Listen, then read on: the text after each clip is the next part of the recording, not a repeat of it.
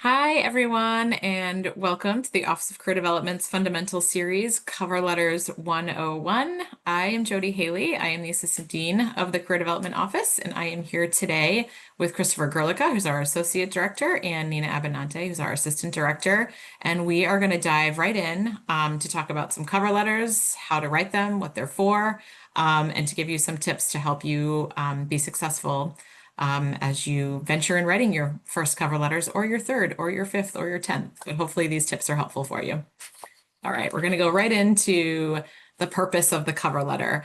I will be entirely honest with you. I recognize that cover letter writing can be difficult. We are hoping that this video will help you, will alleviate some of the stress of writing a cover letter and allow you to understand that sort of once you have all the tools to be able to write a good cover letter, they will become easier down the road. And a lot of times you can utilize certain parts of your cover letter in a couple of different ways in different cover letters, even for different employers. And so we'll talk a little bit that as well. So the purpose of a cover letter to persuade the employer to consider your resume seriously and secure an interview. Obviously, your resume is a snapshot of your practical experiences and your education, and the cover letter will allow you to emphasize what that is going, emphasize those experiences and your education in a way that allows you to sort of be more talkative about them. Okay, you can demonstrate your interest in the employer and highlight significant points in your background.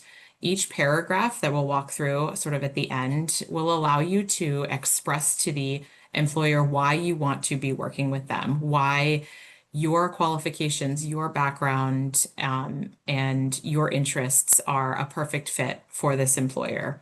And it allows some of your personality to show through. A resume doesn't necessarily allow for this, right? It might indicate who you are as a person, but it doesn't allow you to sort of express in a way that a cover letter would who you are and the type of work you want to be doing. Particularly, like Chris will talk about a little bit later, I believe, in the public sector, right? The cover letter really allows you to express that passion for the type of work that you want to be doing in a way that a resume might not convey. It's your chance to convince the employer that you have the skills and experience that they're seeking and that you'd be a good fit for the position and the organization.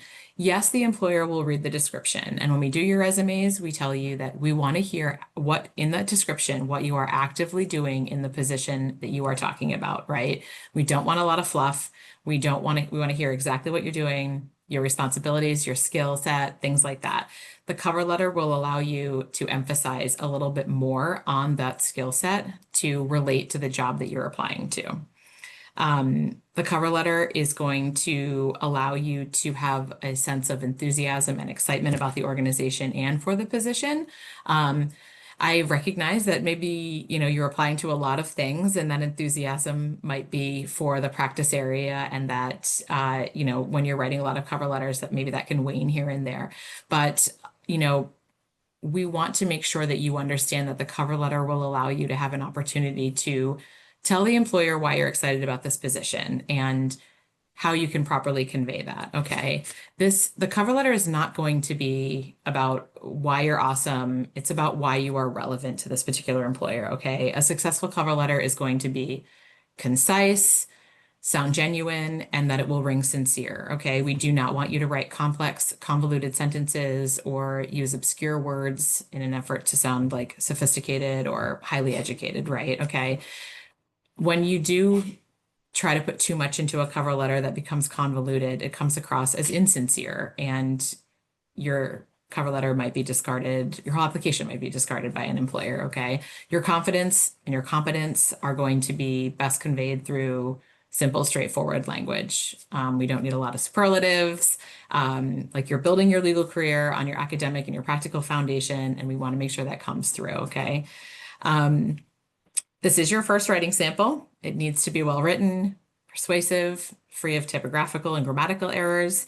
Attorneys and law firms and other organizations are looking at a lot of applications and they're looking at them quickly. They get a lot of applications, they've got a lot of things to review. Do not give them the satisfaction of dismissing your application materials because of a rambling, poorly edited cover letter, okay? It is an opportunity for you to showcase your writing right off the bat. And I want to be really clear, regardless of the practice area that you are interested in, whether it be private, whether it be public, government, things like that, your writing will be the most important thing that they are looking at. You will be writing in all of these areas. So you need to showcase your excellent writing skills. The cover letter is the first opportunity to do that. Do not disappoint them. Okay, we're going to talk about the prep work. Speaking of not disappointing, right? This is where you get into the good stuff.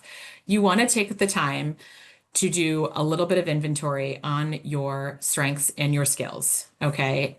I personally find it helpful to just jot down your most relevant skill set and anything that you developed prior to law school. This will look different for everyone, whether you came straight through, whether you had a career before you came to law school, whether you were in school in a different area before law school. It doesn't matter. And in all different industries, right? So whether you came through or had time off, you want to list all of the skills that you had developed. I would just write them down at first, right? Because they're going to look different for everybody. Write them down and to understand sort of what you can bring to the table. And then you have like a giant list of them, right?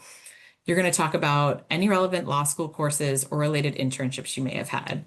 Are you applying for a transactional position and you've taken secure transactions and, federal tax? Those might be things to discuss that are not usual law school classes that everyone takes, and they might be really relevant to the position that you're applying to. Are you in a criminal prosecution externship and you're applying to an AG or the DA? These might be really interesting things for you to talk about in your cover letter. And so you want to jot them down as relevant things that would be helpful in a cover letter. If you have a geographic tie to the area, say you're from Arizona and you're applying to an employer in Arizona, but you're here in law school in Rhode Island, talk about that. Talk about how that is your home state and you plan on taking the bar and you plan on practicing as soon as you leave law school. Everyone attends law school in different areas and law schools for different reasons. If you have a geographical tie to somewhere, particularly when you're applying for jobs, it's really important that you mention that so that they can make sure they make that connection. If you have a referral from someone for a position, from a professor, from a supervisor, from a colleague, a peer, you can also mention that. Particularly if you feel like sometimes students can feel like the cold application can be made much warmer by making the relation about why you're applying to something, and that's the referral. So don't be afraid to mention that. So taking all this inventory of all of your strengths is sort of important. This is sort of like the meat of what your cover letter will then become when you start drafting it. All right. Don't try to just like run right into drafting an email. Jot all these things down. And then when you walk through our instructional cover letter, you can then sort of plug in these things that make sense when you go along. Okay. You're going to review the job posting as a guide for which skills and experience are relevant. So look at the list of all the skills that a particular job is looking for, particular internship, post-grad job, clerkship, anything like that. Take inventory of all of those skills. Relate them back to the skill set that you've already jotted down and that you have. Make that connection. That is what's going to be really important here when you are doing your cover letter. The skill set that you have at hand and the skill set that the job description is asking for. Nothing could be easier than making that connection between your skills and the job. And it's much easier to talk about how you fit into a position when you're saying, here's the skill set I have, and here's what you're looking for, and then connecting them. Simple. And I think that if you don't think you have any skills, which I don't even like to say, but everyone has a skill set. And you just might not recognize what that is. So please come talk to us and we can go through your resume and discuss what skills or experiences you definitely have and might be relevant to something in particular that you're having trouble drafting, okay? A small note on AI. Our office acknowledges very deeply that AI is at the forefront of just everything right now, it feels like. We accept that you will use it. And we want to help you understand that we want you to not only use AI, right? You are in law school, you are using your critical thinking skills, you know yourself best, okay? If you need to use AI, and I understand sometimes students get really in their head and they're having trouble, and sometimes using one simple prompt can really help you jump off. If you must use it, please, please, please edit, edit, edit, okay? You have to edit the letter to the employer's expectations, the legal profession's expectations.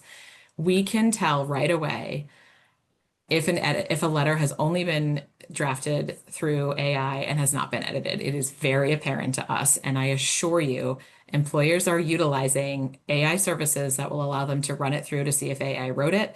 Um, and and they'll automatically discard your materials. So don't be in that situation. You want to make sure that if you're using it, if you must use it, that you use it responsibly and ethically. And we encourage you to do both of those things. But try to give it a shot yourself first. I think you'll do much better on your own than you think you will. But like I said, if you must use it, you must edit it, edit, and then edit again, and then edit like one more time. So it sounds not only from your own voice, but from the perspective of what our expectations are from our office and the expectations of the legal profession. And I'm going to pass it on to Chris so that he can talk about the why them. Yeah, I'm going to talk about sort of the big meat of the cover letter, right? As Jody was alluding to, talking about why you want to be working at that employer, and then we'll talk about sort of what you bring to the employer. So, starting with why you're applying in the first place. And we often in our office will refer to this as the why them paragraph. And I say paragraph intentionally. It is one paragraph, one, not two, not three, one. And so cover letters are not lengthy. And this starts sort of here. Employers are always looking for sincerity and genuine interest. So you must make all of your cover letters personalized. Um, this is particularly important if you are public interest. Those cover letters, this is really the important piece of that is highlighting why you connect with that employer, oftentimes through personal ways. With public interest cover letters, you can actually be as personal as you feel comfortable in talking about like why a certain issue area is important to you. For private sector ones, sometimes this is a much bigger struggle, figuring out how to emphasize why you would like to be at this firm when you're applying to 10. And your actual reason is, I'd like money and I would like some experience. And so that's where that prep work Jody mentioned really comes in handy, looking over the websites of the employers to glean anything from their like about us or their mission or values to see what connects with them. And sometimes too, you can look at their summer associate programs or their any internship programs because they'll talk about what makes that special. Sometimes it includes mentoring or I think there's even a firm that does whitewater rafting trips, like whatever is calling to you as that is should be in the cover letter. Um, Generic cover letters, the ones that you could send to any single firm, any single employer, will get trashed. Employers are not looking for that. They just don't have time for something that is so boring. They want something to hit them. They want something that makes sense for them. And so that's why you must target them with the specific practice areas, the mission statements, things like that, that you can talk about to make sure that it is personalized. If I have not said that enough, because boring cover letters are boring. And if you don't want to read it, if I don't want to read it, guess who else doesn't want to read it? Hiring managers. So make sure that it is something that someone wants to read. I don't think this is not me telling you to write a novel or to think about creative writing. This is just make sure that it's relevant. It makes sense to the employer. Um, and this is also sort of if you are, as Jody mentioned, not from the area that you want to be working in, the why them is often where you want to put in why you want to work there. So maybe it's your hometown, maybe it's your home community, and you'd like to set, talk about starting your legal career there. or some connection, that this is the sort of place that you would put that in.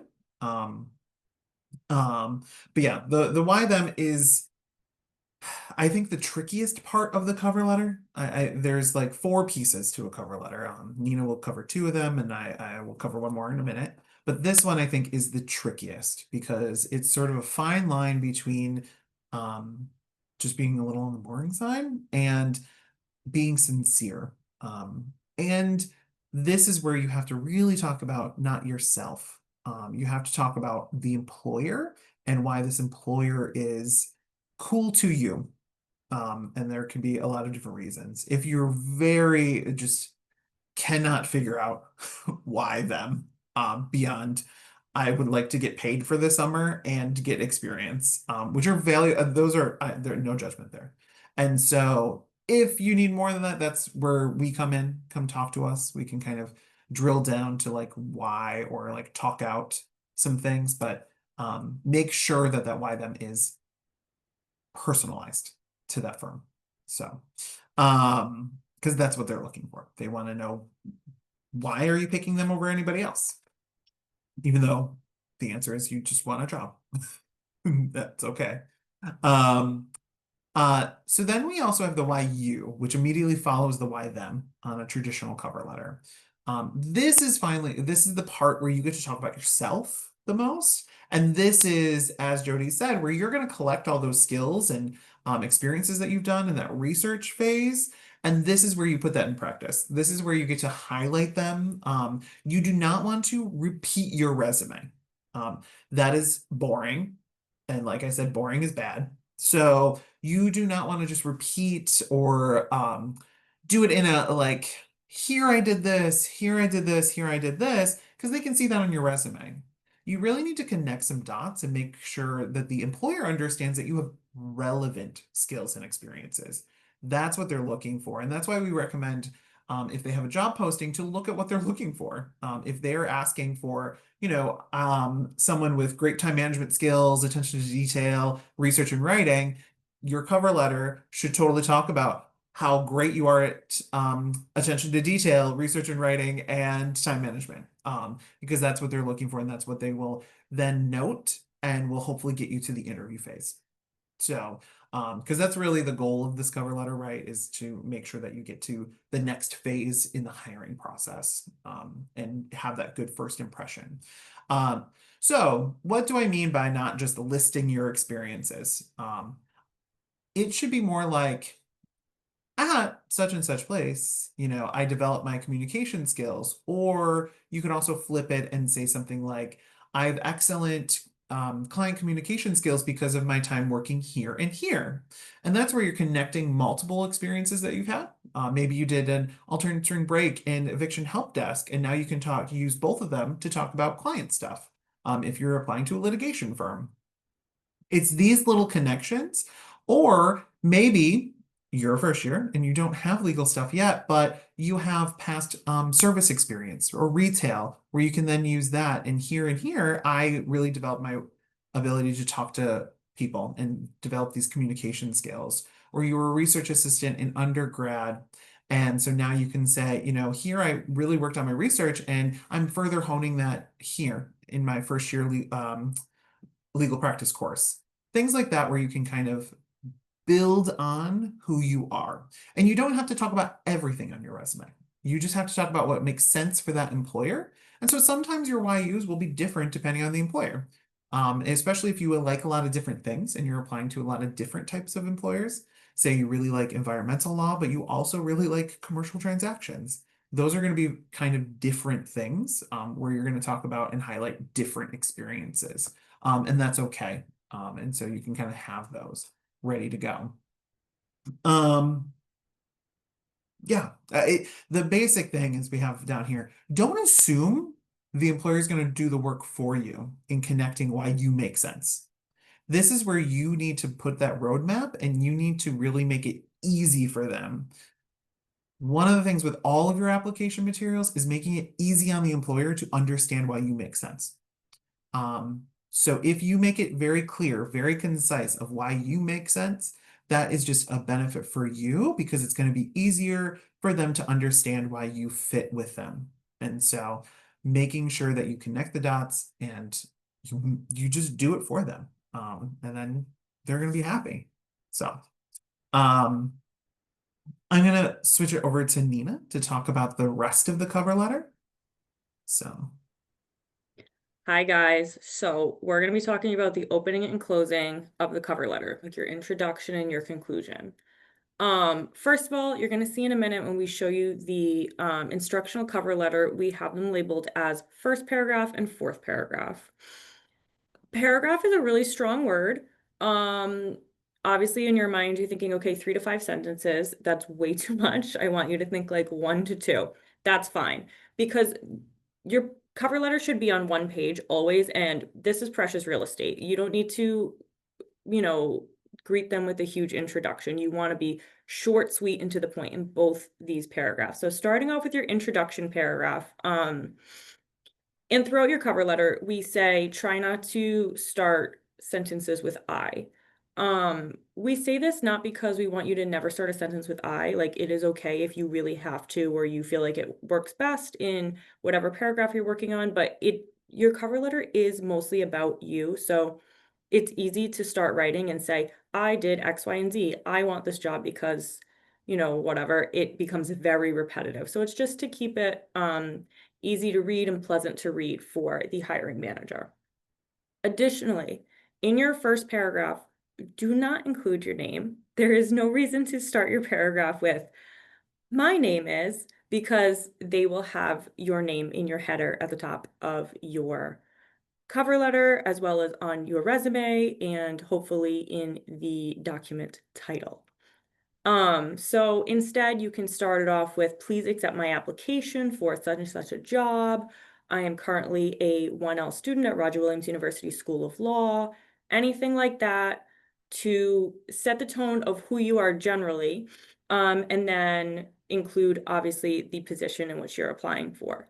This is also the area of your cover letter where you can essentially name drop. So if you were told to apply to this job, or not told, but if you were referred rather to apply to this job by someone who works at the firm or someone you met through maybe your pro bono experience, this is the area where you will say, I'm applying to this job because such and such referred me, and that is the appropriate area to do this. Additionally, in your closing statement, closing paragraph, like I said, very short, sweet, and to the point. No need to include your contact information. Again, it will be in your header at the top of your cover letter. You're saving space. We're not doubling up. They have it. You can say, thank you so much for your time and consideration. I look forward to hearing from you. Something of that nature. That's pretty much it. You don't need to reinvent the wheel here. You don't need to make conclusions of why you are the best candidate for the position. It doesn't need to be, in conclusion, I have da da da da da da da. It can be something short, but it doesn't need to be a long description. So it says here, be polite but concise in your introduction and conclusion paragraphs. That's exactly it. Short, sweet, and to the point. So additional things to consider. Reusing parts of your cover letter is okay, especially because I just said that your introduction and your conclusion are going to be ultimately very similar for each cover letter that you use because there is not a lot to them. However, when you reuse any piece of your cover letter, the most important aspect of that is that you are purging information. If you apply to a firm and a different firm's name is on your cover letter, that is a surefire way to have your application completely thrown out immediately. They will likely not ever look at that application because you have zero attention to detail. And attorneys really love attention to detail. So it's an easy thing to do. Purge that information, look it over 2-3 times. You don't know where you might have missed something, and just be very, very, very mindful of that. Like I talked about before, the use of I should be minimized and not eliminated. So switching it up, just giving the reader some changes in what they're reading so it doesn't feel very repetitive. Additionally, writing a judicial cover letter is slightly different than what we've talked about today. It's really important that if you're working on an application for any clerkship, judicial internship, anything of that nature, it's imperative that you come see one of us because those application materials really need to be gone over with a fine-tooth comb, beautiful, perfect, best cover letter you've ever written. We want to make sure that we can help you do that so that there is not a hair out of place. So that's something that you really want to come to us for.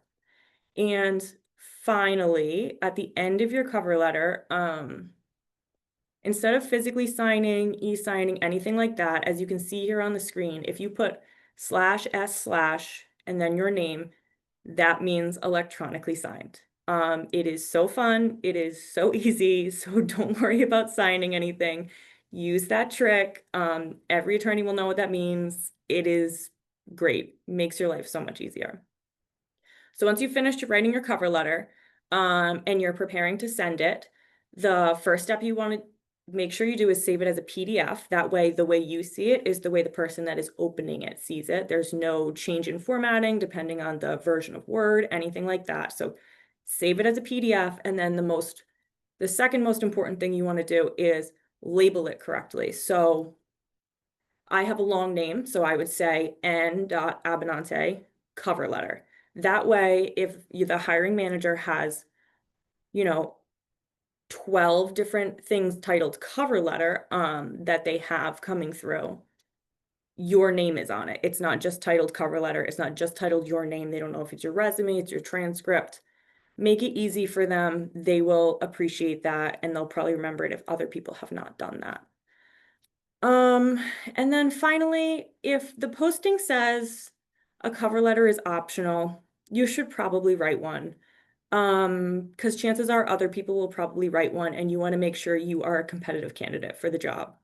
So I think that is something that is sometimes unclear, but if it says optional, we always suggest you should do it and make sure you get to explain to them why you are a good candidate for the position. Don't leave it up to them to figure out.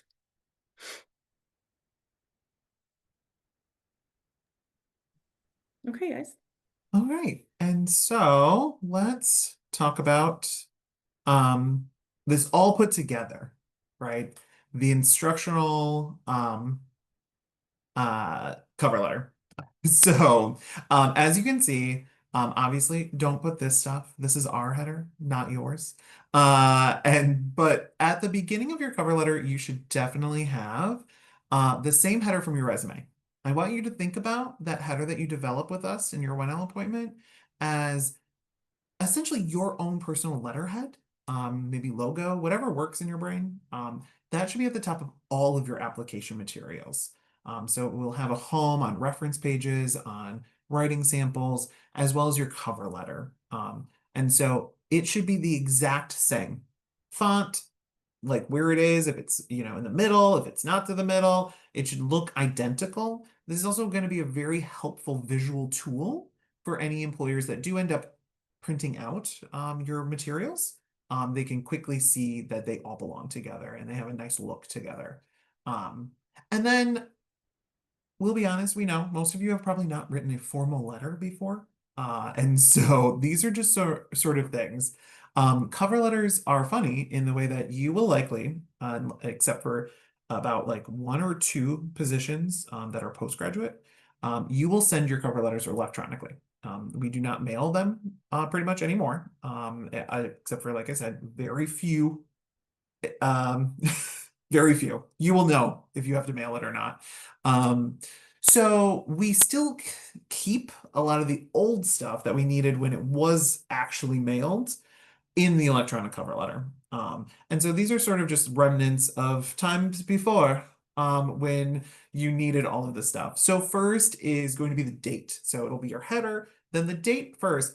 And here, make sure you're not doing a date in just numerals. So you wouldn't write, like 11/5/2020, whatever. You want to write November 5th, 20 whatever. So it's much more formal. It should look like that. Then you should have the address block. So the address block should mimic what would have historically been on top of your envelope. If you were going to mail it, should sort of look like that. If you have the person's name, you will put their name there. And do not put what we call an honorific. So honorifics are Mr., Miss, Mix. That's what those are called. Don't put that here. However, if they are an attorney and you know that they are an attorney, some of your cover letters will go to HR professionals or hiring managers who are not attorneys, that this is their job, they're recruiters. Other ones will go directly to an attorney or are being told to be written directly to an attorney. If they are an attorney, we recommend putting Esquire, so that ESQ period at the end of their name. Some attorneys could care less if you remember that or not, but other attorneys care a lot. And so we don't want, that's not a fun lottery to figure out who you will accidentally offend. So put that there if you know that they are an attorney. Then, if you know their title, you should put that there underneath the next line. And then the employer's name, their street address, and then the city, state, and zip code. Never, ever, ever put United States. If you copy and paste an address block out of Simplicity, double check it, because sometimes those are a little wonky or out of date, or the employer provided it, but you're really sending it to a different office. Double check it. And Simplicity will always add the United States, so we know when you copy and paste it. So make sure you have at least deleted the United States part. And then after that is something called the salutation line.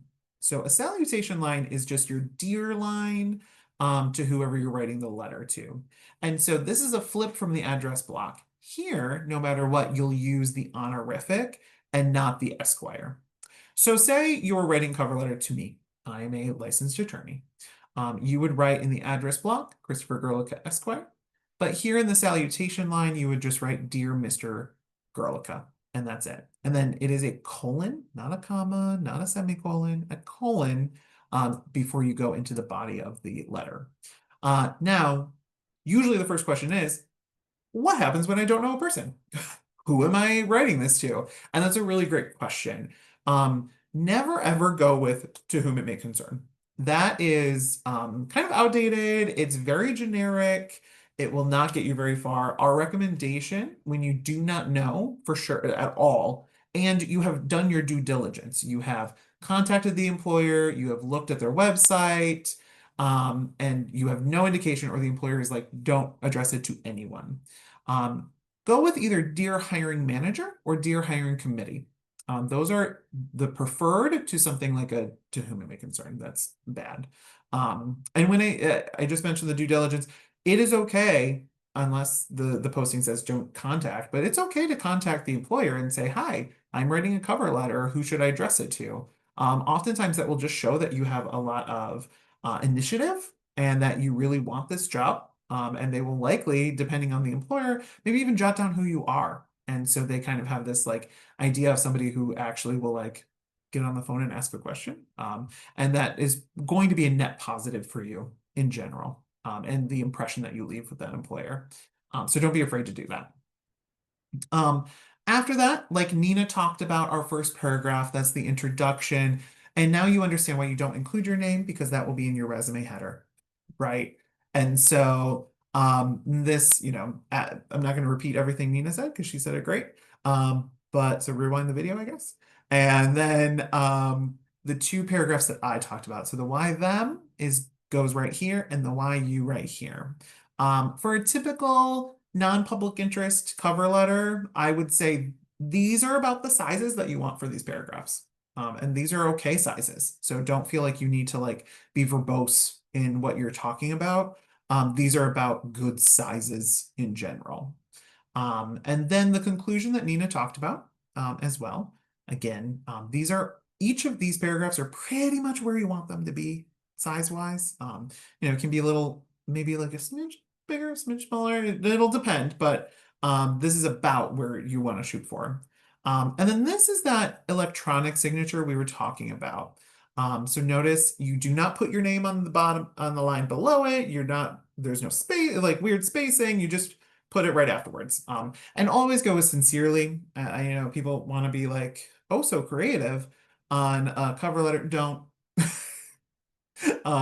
You know, you're welcome to the legal profession. We're not the most creative bunch of people, and so sincerely is perfect. It's fine. It's classic. Just stick with it. So, and then this one is, of course, for those like two things, if you ever do apply to them, where you would actually write your real signature. And so that's the difference where you would not worry about the \s\. And so, but yeah, this is about what you're looking for. This handout, of course, is also available in the online resource library in Simplicity. And we usually keep paper copies in our office as well. If you're watching this video and you're like, hey, my copy looks a little different, it's probably just because we updated it. It gets updated quite regularly. So don't be weirded out. You just have a better one, probably, hopefully. Um, Make sure it has this logo. But yeah, that's cover letters. They are super duper scary to think about, but they are actually not that hard. You'll write one, you'll hate it. It's fine. Everyone does. And then we'll talk about it with your favorite counselor, and it'll be all right. And this, like anything else in law school, is just a new skill. And as you do your first couple, it'll start getting a lot easier. And they will come to you, and you will probably not need us as much moving forward if you're those first few turn out real good, where it's maybe just asking us for sort of our opinions on like how to word something or how to bring in a new experience that you have. And so you will get comfortable with them. It's just like anything else. And it will help you when thinking about, you know, in the future when you're writing client letters and things like that. You know, it's still a formal business letter. And so, yeah, I think that's about it. Unless Jody or Nina have anything else to add. And so, thank you so much for watching. And make appointments with us if you have any further questions. So. Everybody.